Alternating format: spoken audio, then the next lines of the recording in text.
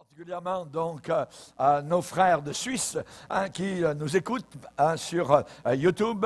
Que Dieu vous bénisse. Nous avons eu un temps formidable donc dans notre dernier voyage chez vous, là-bas dans ce beau pays. Et nous allons parler particulièrement donc maintenant des derniers jours de l'Église. Les derniers jours de l'Église. Si vous voulez bien, on va lire dans 2 Timothée. On va relire un passage dans 2 Timothée, un passage que nous connaissons, 2 Timothée chapitre 3.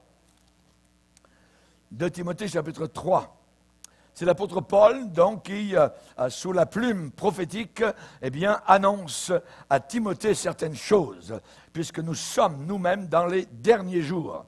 Sache que dans les derniers jours, il y aura des temps difficiles, car les hommes seront égoïstes, amis de l'argent, fanfarons, hautains, blasphémateurs, rebelles à leurs parents, ingrats, irreligieux, insensibles, déloyaux, calomniateurs, intempérants, cruels, ennemis des gens de bien, traîtres, emportés, enflés d'orgueil, aimant le plaisir plus que Dieu, ayant l'apparence de la piété, mais reniant ce qui en fait la force. Éloigne-toi de ces hommes-là. Il en est parmi eux qui s'introduisent dans les maisons et qui captivent des femmes d'un esprit faible et borné, chargés de péché, agités par des passions de toute espèce, apprenant toujours et ne pouvant jamais arriver à la connaissance de la vérité. Amen. Seigneur, nous te demandons de bénir le repas spirituel que tu as placé sur la table aujourd'hui. Nous sommes devant toi et nous te demandons particulièrement de bénir cette nourriture spirituelle. Toi qui as dit, l'homme ne vivra pas uniquement de pain naturel, mais de toute parole qui sort de la bouche de Dieu. Nous te demandons particulièrement, Seigneur, de toucher ceux et celles qui, au travers de la terre, ont tant besoin de ton secours, de ta miséricorde, de ton pardon. Nous te demandons, Seigneur Jésus, que nous puissions prendre conscience que nous sommes parvenus à la fin. Nous sommes à la fin des temps. Nous sommes maintenant, Seigneur, à ce point-là, dans les derniers jours. Et nous te prions, Seigneur, de nous en faire prendre conscience au travers de ce que nous allons entendre aujourd'hui. Nous te demandons cela dans celui qui a été cloué, bafoué à la croix du calvaire, cloué au milieu de son sang, celui qui a été enterré, mais celui qui est ressuscité d'entre les morts. Nous te le demandons au nom puissant de celui qui est craint jusqu'au fond de l'enfer par les démons, Jésus de Nazareth. Amen et amen. Et tout le peuple dit amen. On peut s'asseoir, frères et sœurs. Les derniers jours de l'Église. Nous venons de lire un passage qui nous trace un tableau très, je dirais, adéquat pour l'époque dans laquelle nous sommes. Les derniers jours de l'Église, particulièrement l'Église est encore sur la terre. L'enlèvement n'a pas encore eu lieu. Et cette Église qui est encore sur la terre n'y demeurera pas indéfiniment. Elle ne sera pas là tout le temps, sur la terre. Depuis le début, il a été planifié qu'elle serait enlevée, qu'elle disparaîtrait soudainement de la planète.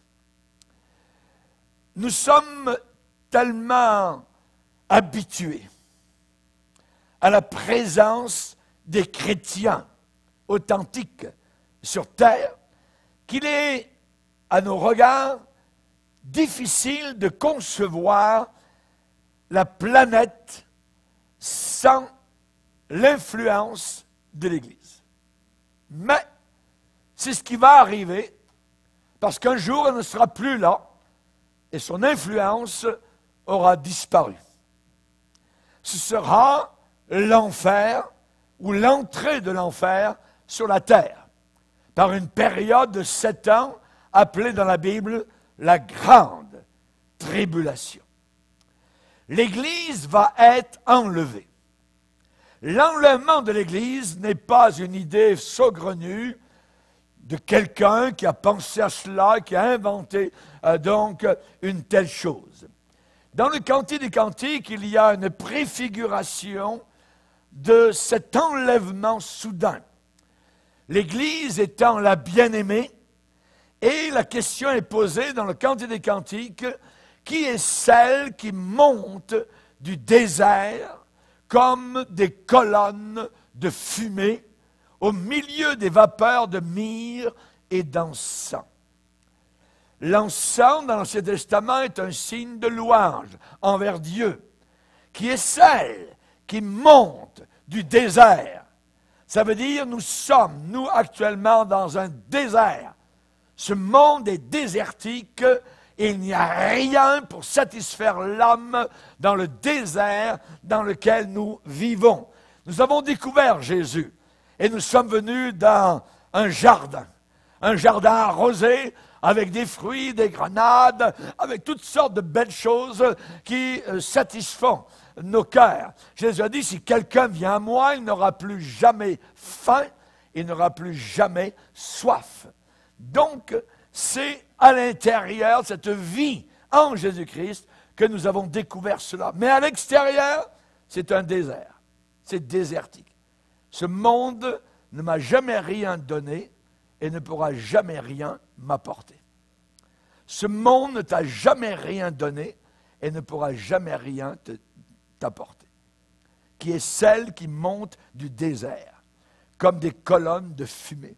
Je peux vous dire que lorsqu'on va monter de ce désert, il va y avoir la fumée, la gloire, l'encens, le parfum de louange inimaginable vers ce Dieu que nous allons voir et qui va être sur les nuées. Et nous allons monter comme vers un aimant. Si vous avez un aimant et que vous essayez de mettre cet aimant sur du bois, par exemple, le bois ne monte pas. Mais si vous mettez les mains au-dessus de la limaille, toc, les éléments de la même nature que l'aimant montent, se collent vers l'aimant. Et pour monter vers l'aimant Jésus-Christ, il faut absolument avoir la même nature que lui. La nature de Jésus. Et nous avons cette nature qui nous est accordée quand nous venons à lui, quand nous sommes sauvés, quand nous lui demandons pardon de nos péchés. Une autre question dans le Cantique des Cantiques, qui est celle qui apparaît comme l'aurore? L'Église est belle. L'aurore, c'est beau. Alléluia. Lorsque j'étais dans le coin de Neuchâtel, eh bien, le matin, je me levais à 5 heures, et d'un côté du lac, c'est un très grand lac, il y avait le soleil qui se levait, la lune si belle, en train de se coucher, et je disais, mais Seigneur, que tu es beau, que tu es grand, que tu es puissant, Alléluia. Et nous allons nous élever de la terre comme l'aurore, qui est celle qui apparaît comme l'aurore, belle comme la lune, pure comme le soleil, mais terrible comme des troupes qui marchent sous leur bannière, la bannière de la croix. Amen.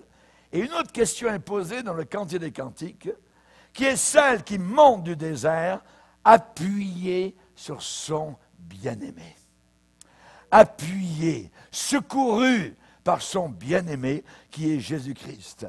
Jésus ne te laissera jamais tomber.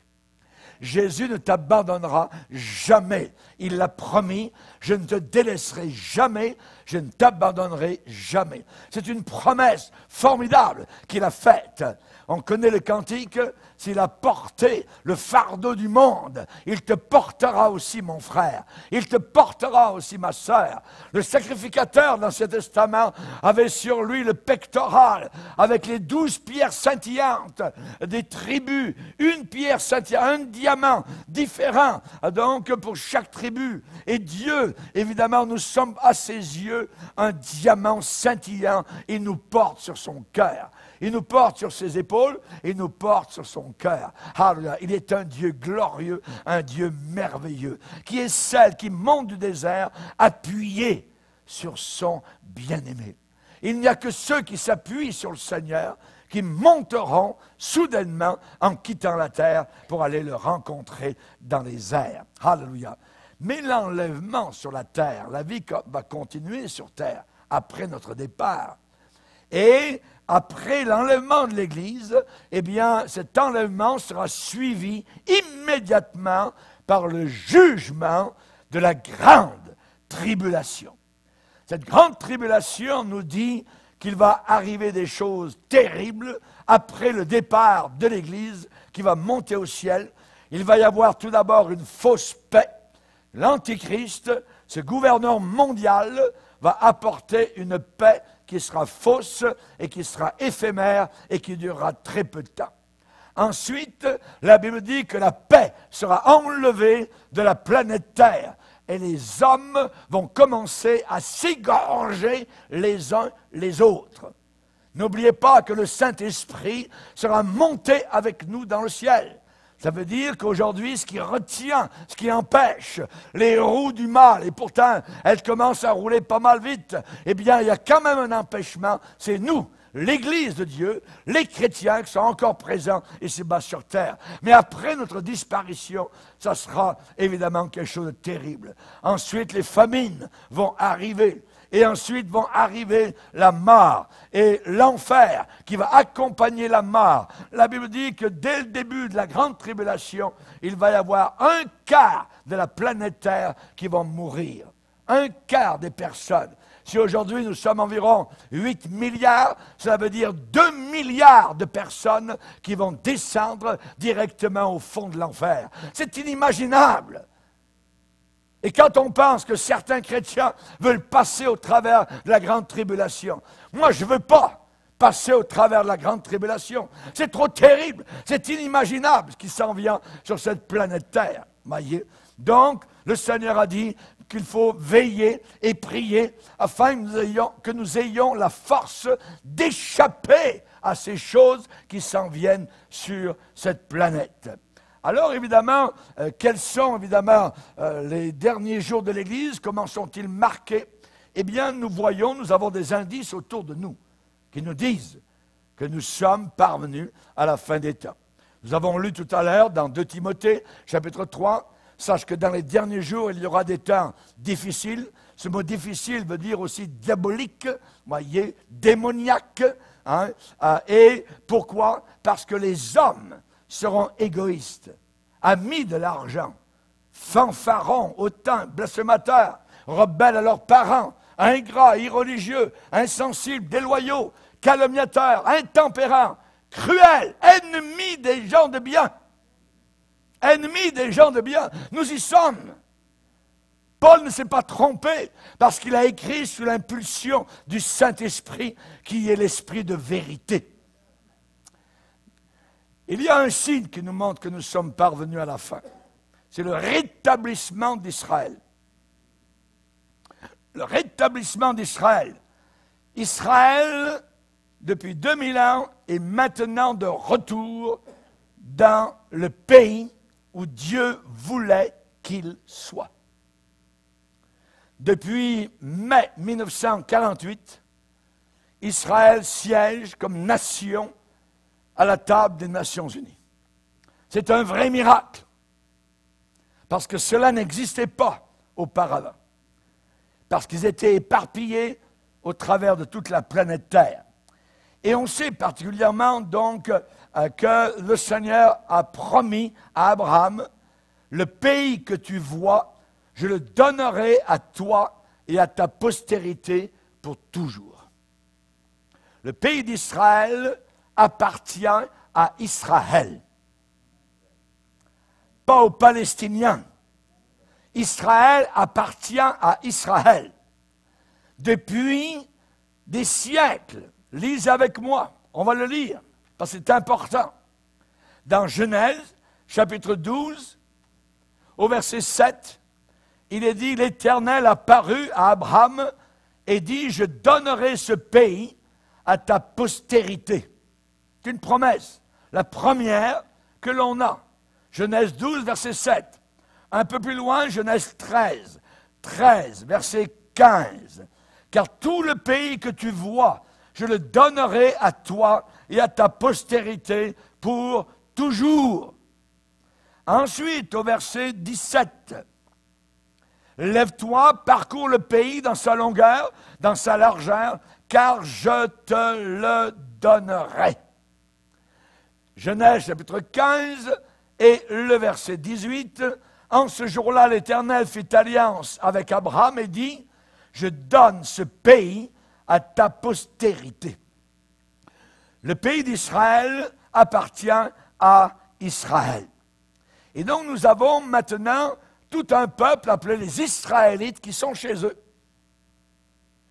C'est vrai, on les combat, c'est vrai, ils sont haïs dans le monde, mais cependant, la promesse que Dieu a faite, et il a dit, quand vous reviendrez chez vous, ça sera proche de la fin. Ça sera très proche de la fin. Et on sait particulièrement donc qu'il y a eu au XXe siècle, pour la première fois dans toute l'humanité, 2 guerres mondiales. Ça n'était jamais arrivé auparavant. Au XXe siècle. 2 grandes guerres mondiales. Il y a eu une grande dépression au début du XXe siècle. Et au XXIe siècle, nous vivons, nous, le grand danger imminent d'une guerre nucléaire. Nucléaire. Lorsque celui qui a composé, qui a travaillé à la formation de la bombe atomique, quand la première a explosé dans le désert du Nevada, et qu'ils ont regardé de loin, pour ne pas être infectés, la réflexion qui a été faite, nous avons créé l'enfer. Nous avons créé l'enfer. Et nous sommes maintenant à un point terrible où nous avons des chefs de gouvernement qui disent que nous allons envoyer sur votre pays une bombe atomique. On n'a jamais entendu ça auparavant. Mais ça commence à circuler. Le terrorisme est devenu maintenant mondialement, je dirais, agissant. La science n'a jamais été aussi avancée qu'aujourd'hui. Nous vivons une grande révolution industrielle au XXIe siècle. Et le Seigneur a fait une promesse, on va la lire dans Luc 21, verset 14. Dans Luc 21, verset 14.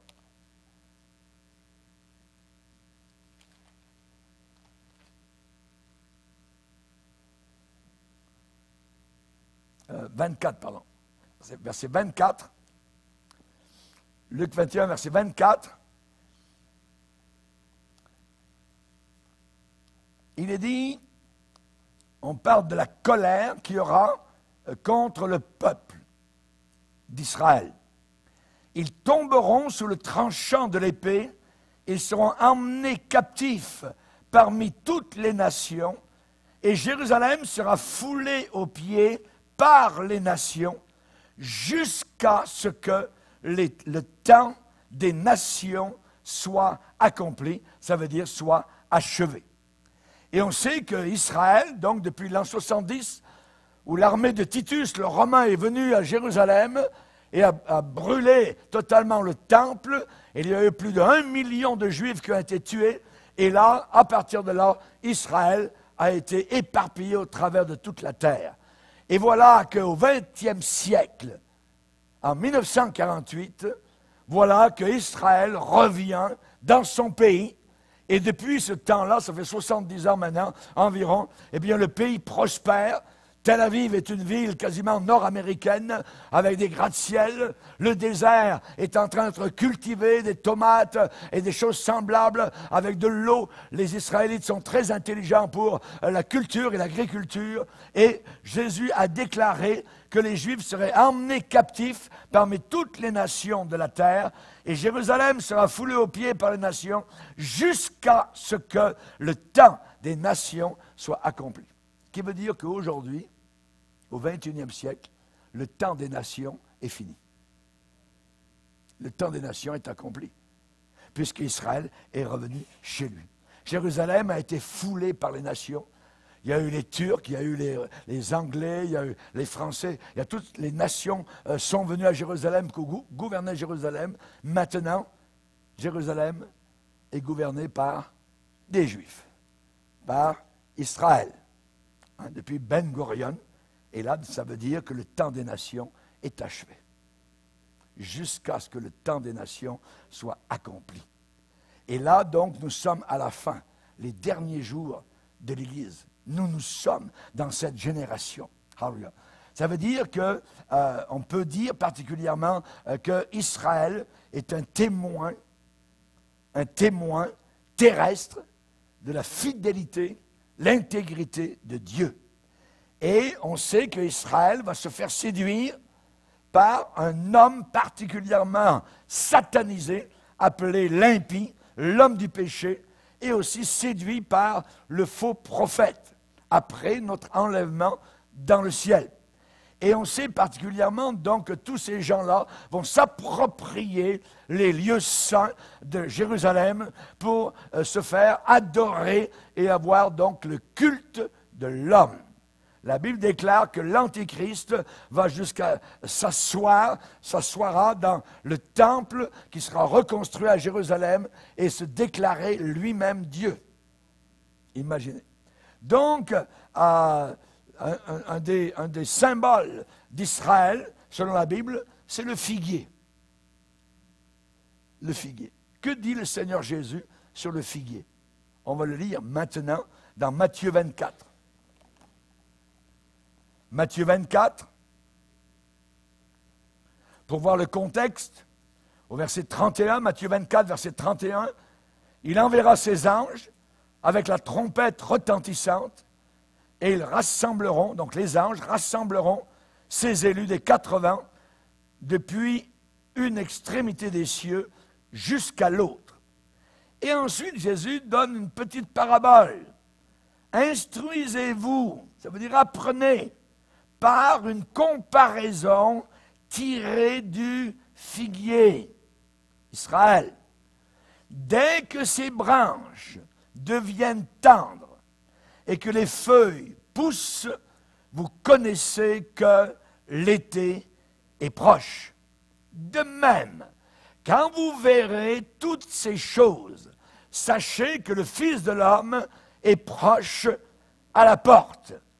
Et Jésus conclut, je vous le dis en vérité, cette génération, la génération qui verra ces choses, le retour d'Israël, la prospérité d'Israël dans son pays, en Israël, je vous le dis en vérité, cette génération-là, et nous y sommes, ne passera pas que tout cela n'arrive. Le ciel et la terre passeront, mais mes paroles ne passeront pas. Alléluia. Nous sommes loin, à l'horloge prophétique. Nous sommes rendus, je dirais pour nous, Église, proche de l'enlèvement. On n'a jamais été aussi proche. Le monde va continuer après, avec l'Antichrist. Mais particulièrement, ce que nous voyons, c'est que Israël, eh bien, a eu une prophétie à son sujet au travers du prophète Ézéchiel. Regardez Ézéchiel, chapitre 37. Et vous connaissez évidemment donc Ézéchiel qui s'est baladé dans un cimetière d'ossements, donc qui était complètement sec. Et donc, Ézéchiel 37, verset 1, « La main de l'Éternel fut sur moi, et l'Éternel me transporta en esprit, ça veut dire par le Saint-Esprit, et me déposa dans le milieu d'une vallée remplie d'ossements. Il me fit passer auprès d'eux tout autour, et voici, ils étaient fort nombreux à la surface de la vallée, et ils étaient complètement secs. Et il me dit, fils de l'homme, ces eaux pourront-ils revivre? Je répondis, Seigneur éternel, tu le sais. Parce que ça semble tellement, je dirais, impossible. Et il me dit, prophétise, parle sur ces eaux, et dis-leur, ossements desséchés, écoutez la parole de Dieu. Ainsi parle le Seigneur l'Éternel à ces eaux. Voici, je vais faire entrer en vous un esprit, et vous vivrez. Je vous donnerai des nerfs, je ferai croître sur vous de la chair, je vous couvrirai de peau, je mettrai en vous un esprit, et vous vivrez, et vous saurez que je suis l'Éternel. Je prophétisais selon l'ordre que j'avais reçu, et comme je prophétisais, il y eut un bruit. Et voici, il se fit un mouvement, et les eaux s'approchèrent les uns des autres. Je regardais, et voici, il leur vint des nerfs. La chair crue et la peau les couvrit par-dessus, mais il n'y avait point en eux d'esprit. Arrêtons-nous là. Jusqu'ici, c'est la restauration physique d'Israël. Le peuple d'Israël, physiquement, dans leur pays, ils sont chez eux, donc Tel Aviv, Jérusalem, ainsi de suite, ils sont chez eux. Mais il n'y a pas la vie de l'esprit chez les Juifs. Elle n'est pas là. Ce sont des apostats. Ils ne croient pas à Jésus. Voyez? Alors, il faut qu'il y ait une deuxième étape. Et là, ça a été prophétisé dans Ézéchiel, qu'il y aurait une restauration physique. Ça veut dire qu'ils reviendraient dans leur pays. Ils seraient là, présents, mais il n'y aurait pas le Saint-Esprit en eux. Et donc, il faut qu'il y ait une deuxième étape qui se passe. Et là, il est dit, verset 9, et il me dit, prophétise et parle à l'esprit.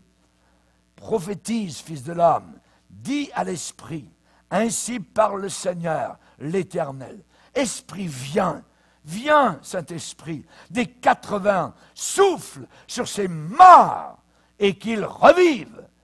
Alors, il dit, j'ai prophétisé, selon l'ordre qu'il m'avait donné. Et l'Esprit entra en eux, et ils reprirent vie, et se tinrent sur leurs pieds. C'était une armée nombreuse, très nombreuse. Qui sont ces eaux? Verset 11, la réponse est là. Et il me dit, fils de l'homme, ces eaux, c'est toute la maison d'Israël. Ces eaux, c'est toute la maison d'Israël. Donc la première étape est achevée. Ils sont chez eux. Et la deuxième étape va commencer lorsque, maintenant, je dirais, in between, avant l'enlèvement, après l'enlèvement, l'Esprit de Dieu va entrer en eux. Et ils vont devenir des évangélistes de Jésus-Christ, de feu, tel que le monde n'en a jamais connu auparavant. Alléluia. Et ils vont évangéliser, vont parler de Jésus au risque de leur vie, donc pour la terre entière. Amen. Et ça, c'est cette deuxième étape donc, qui va se faire après l'enlèvement de l'Église. Ça, c'est le rétablissement d'Israël. Ça, c'est un des premiers signes. Deuxième, Jésus a dit, avant que j'arrive, il y aura une grande détresse parmi les nations de la terre. La détresse parmi les nations de la terre. Aujourd'hui, vous voyez les tensions internationales. Et ça ne diminuera pas. Ça ne diminuera pas. Les marchés monétaires sont en train de glisser.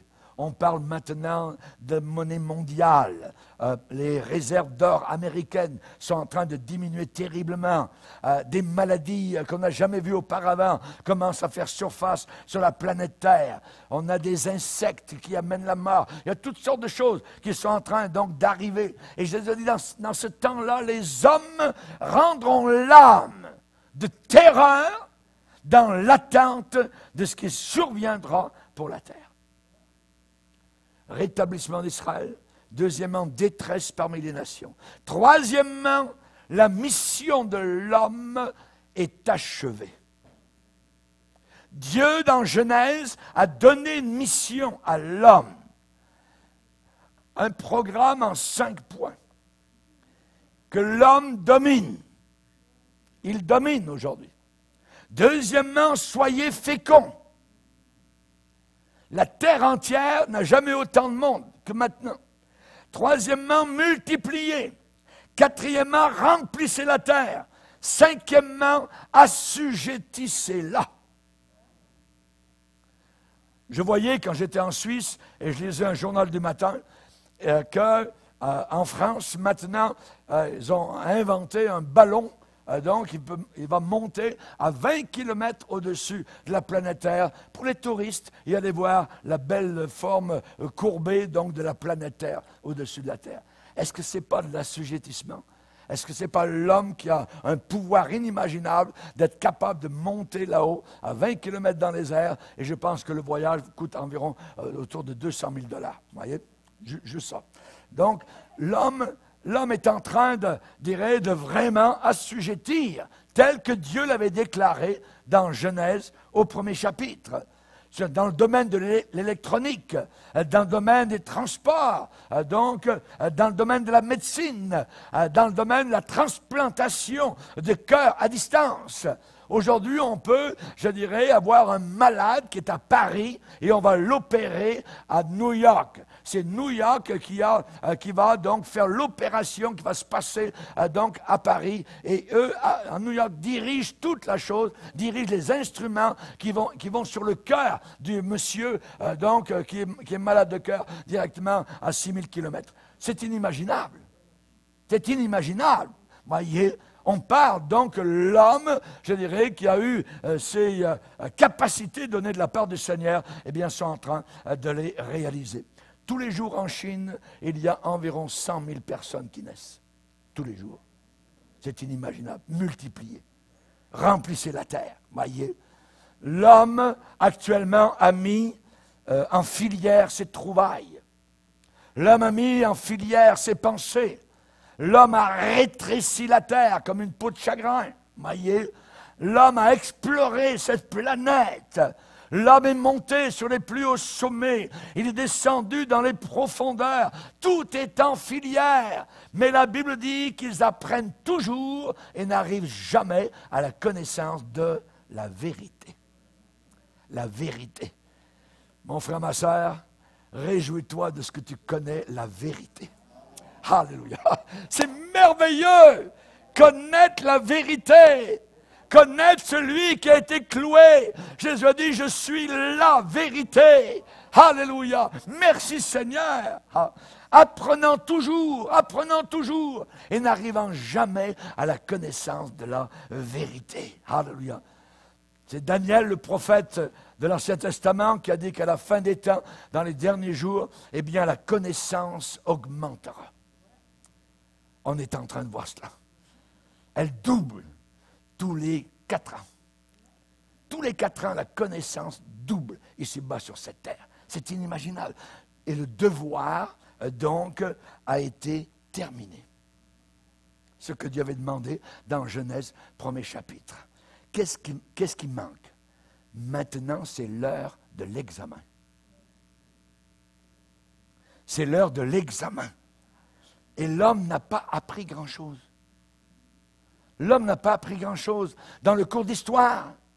Et l'histoire nous apprend que l'homme n'apprend jamais rien de l'histoire.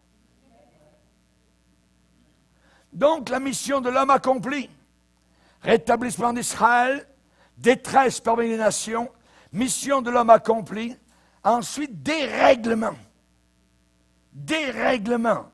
L'iniquité se sera accrue, a dit Jésus.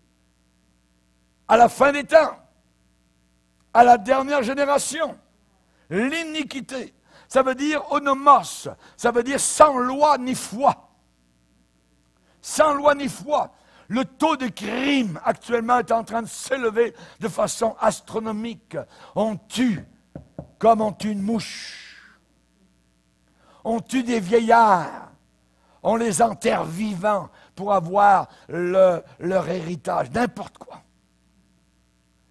Parmi la jeunesse, le suicide, des jeunes gens qui viennent à peine de naître. Et voilà qu'à 7, 8 ans, 9 ans, certains se suicident. C'est inimaginable. La marée montante du péché. La Bible dit les hommes méchants et imposteurs, ça veut dire séducteurs, avanceront toujours plus dans le mal, égarant les autres et égarés eux-mêmes. Aujourd'hui, nous voyons le changement de sexe autorisé, l'assistance au suicide pour nos vieillards, la légalisation de la drogue, légalisation de l'avortement. C'est de pire en pire, voyez. Et évidemment, donc, on a affaire à des séducteurs, à des imposteurs. Il y a la sorcellerie des drogues. Il y a les déviations sexuelles, la divination. Dans nos écoles, maintenant, les enfants on leur apprend à se masturber, à faire des choses abominables. C'est correct, alors qu'ils n'ont même pas l'idée de choses semblables. On leur montre des choses impures et sales, abominables. Ça, c'est dans nos écoles actuellement.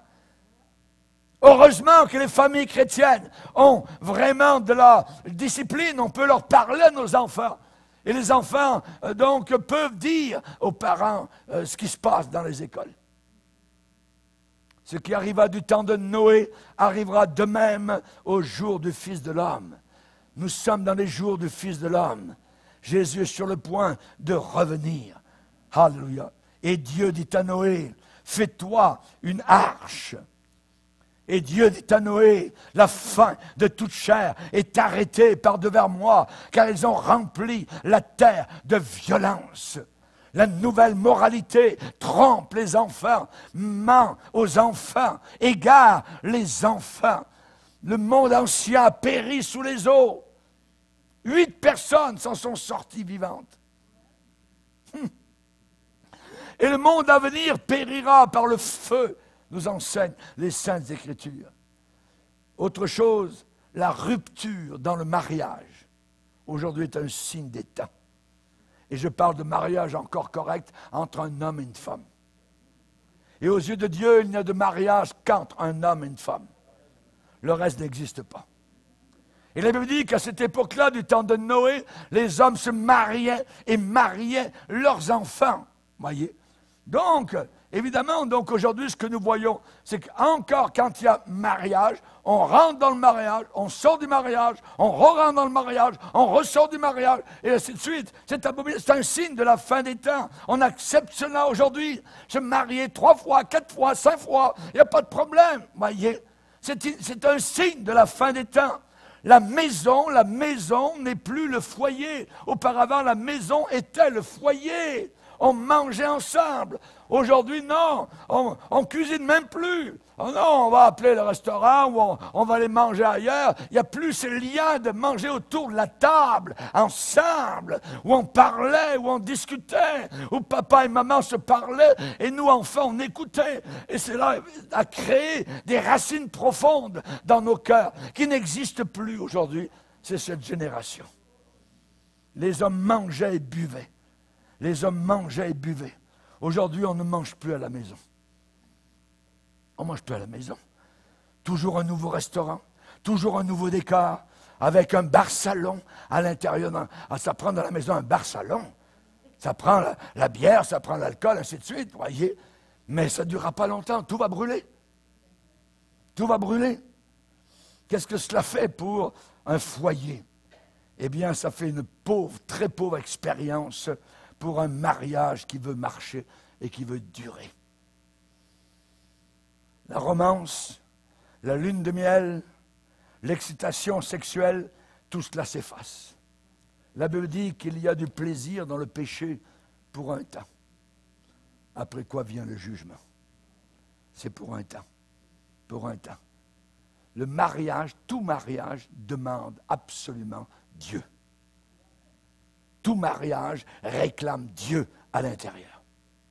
Il faut que Dieu soit là. Il faut que Dieu soit là. La corde à 3 fils n'est pas facilement cassée. L'homme la femme et Dieu au milieu. Et ça, c'est pas facilement cassé. Et je bénis Dieu pour maintenant, donc bientôt 50 ans de mariage. Hein, ça, pourquoi? Parce qu'avec mon épouse, nous avons mis Dieu au milieu. Au milieu. Le mariage est une affaire très sérieuse. Aujourd'hui, on s'avance souvent à l'hôtel le jour du mariage, un peu à la légère, souvent très mal habillés. Vous voyez les mariés, comment elles sont habillées? C'est abominable. C'est abominable. Si vous acceptez ça, ça veut dire que vous acceptez évidemment cette légèreté. Le mariage est une affaire très sérieuse. Pourquoi? Parce que dans le mariage, ça amène la prérogative de la création. Parce que tout à l'heure, de deux personnes qui s'engagent dans le mariage, vont arriver des enfants, d'autres, qui sont un peu de maman et un peu de papa. C'est un miracle. C'est un miracle. Voyez, le mariage apporte la création. Ça amène des bébés dans ce monde. C'est l'intérêt de Dieu qui est en jeu. C'est pour ça que la Bible dit, Paul dit, je veux que les jeunes se marient et qu'ils aient des enfants. Le reste, sans mariage, sans enfants, c'est le malheur, c'est l'égoïsme. On comprend ceux qui ne peuvent pas avoir d'enfants. Là, je parle de manière générale. Il n'y a aucune autre idéologie qui peut égaler le mariage entre un homme et une femme. C'est un miracle. C'est ce que Dieu a voulu. Et on est mieux d'inclure le ciel dans votre mariage parce que c'est une institution que Dieu a ordonnée. Que le mariage soit honoré de tous. Parce que Dieu condamnera les impudiques et les adultères. Hébreux chapitre 13. Un autre point qui nous dit que nous sommes dans les derniers jours de l'Église, c'est l'esprit de l'Antichrist. Et cet esprit antichrist est parvenu à entrer jusqu'à l'intérieur de l'Église. Et je vais vous en parler dans les semaines à venir. Quelqu'un qui est ennemi spécialement de Dieu.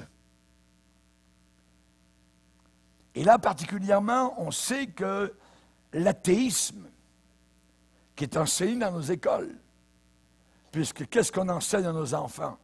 Qu'ils sont des animaux évolués. Oui. Et ils vivent comme des animaux. Ils avalent le mensonge de Satan. On sait particulièrement qu'il va s'élever un adversaire. Un adversaire appelé dans la Bible l'Antichrist. L'Antichrist, ça veut dire il est contre le Christ. Anti, contre le Christ.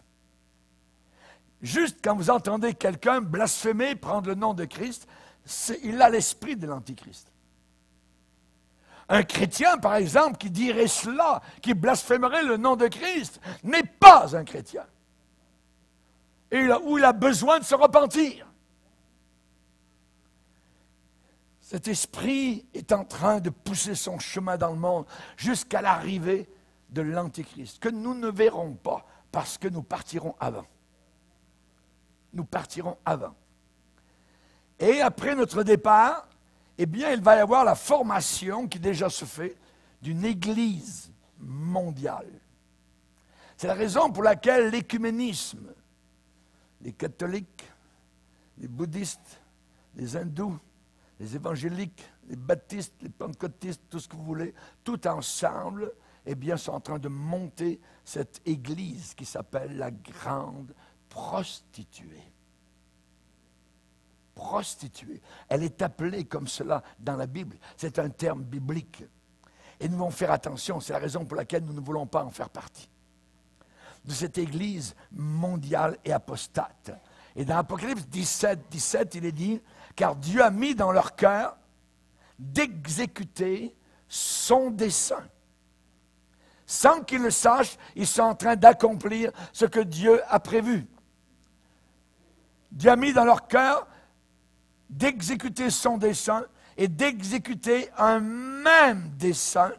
et de donner leur royauté à la bête, le nom de l'Antichrist, jusqu'à ce que les paroles de Dieu soient accomplies, réalisées. Nous voyons cela aujourd'hui avec le pape qui d'un côté, ils ont construit quelque part au Moyen-Orient, donc 3 grands bâtiments sur le même site. D'un côté, il y a un bâtiment pour supposément les chrétiens, sans aucune croix nulle part évidemment, parce que les Arabes n'aiment pas cela, les musulmans. Ensuite, un autre bâtiment pour les musulmans, et ensuite un autre bâtiment sur le même site pour les juifs. Et donc, on a la formation déjà en partance de ce qui est prévu, ce qui a été prédit dans la parole du Seigneur à la fin des temps. L'Église mondiale, le système de ce monde qui a besoin de religion.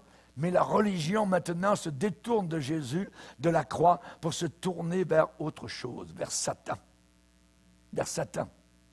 L'écuménisme est une pyramide de puissance.